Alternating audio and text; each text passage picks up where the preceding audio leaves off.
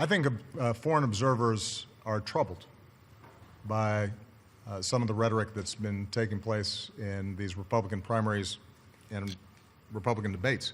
I don't think it's restricted, by the way, to Mr. Trump. I mean, I find it interesting that everybody's focused on Trump primarily just because he says in more interesting ways what the other candidates are saying as well.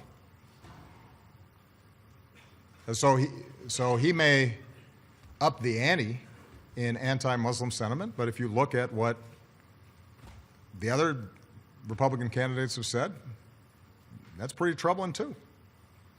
He may express strong anti-immigration sentiment, but you've heard that from the other candidates as well. You've got a candidate who sponsored a bill that I supported to finally solve the immigration problem, and he's running away from it as fast as he can. They're all denying climate change. I think that's troubling to the international community, since the science is unequivocal. And, you know, the other countries around the world, they kind of count on the United States being on the side of science and reason and common sense, because they know that if the United States does not act on big problems in smart ways, nobody will. But this is not just Mr. Trump. Look at the statements that are being made by the other candidates. There's not a single candidate in the Republican primary that thinks we should do anything about climate change, that thinks it's serious. Well, that's a problem. The rest of the world looks at that and they says, how can that be? I'll leave it to you to speculate on how this whole race is going to go. I continue to believe Mr. Trump will not be president. And the reason is because I have a lot of faith in the American people. And I think they recognize that being president is a serious job. It's not hosting a talk show or a reality show. It's not promotion. It's not marketing. It's hard. And a lot of people count on us getting it right.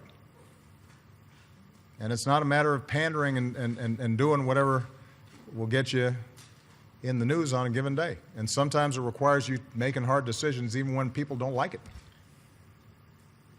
and doing things that are unpopular, and standing up for people who are vulnerable but don't have some powerful political constituency.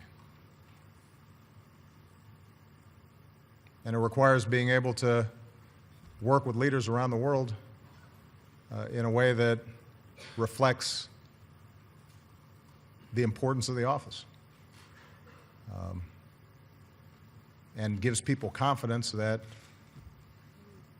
you know the facts, and you know their names, and you know where they are on a map, and you know something about their history. And you're not just going to play to the crowd back home, because they have their own crowds back home, and you're trying to solve problems.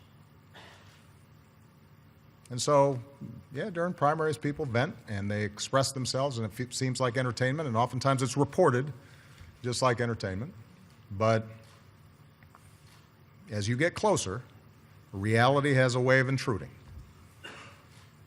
And these are the folks who I have faith in, because they ultimately are going to say, whoever's standing where I'm standing right now has the nuclear codes with them and can order 21-year-olds into a firefight and have to make sure that the banking system doesn't collapse, and is often responsible for not just the United States of America, but 20 other countries that are having big problems or are falling apart and are going to be looking for us to do something. And the American people are pretty sensible.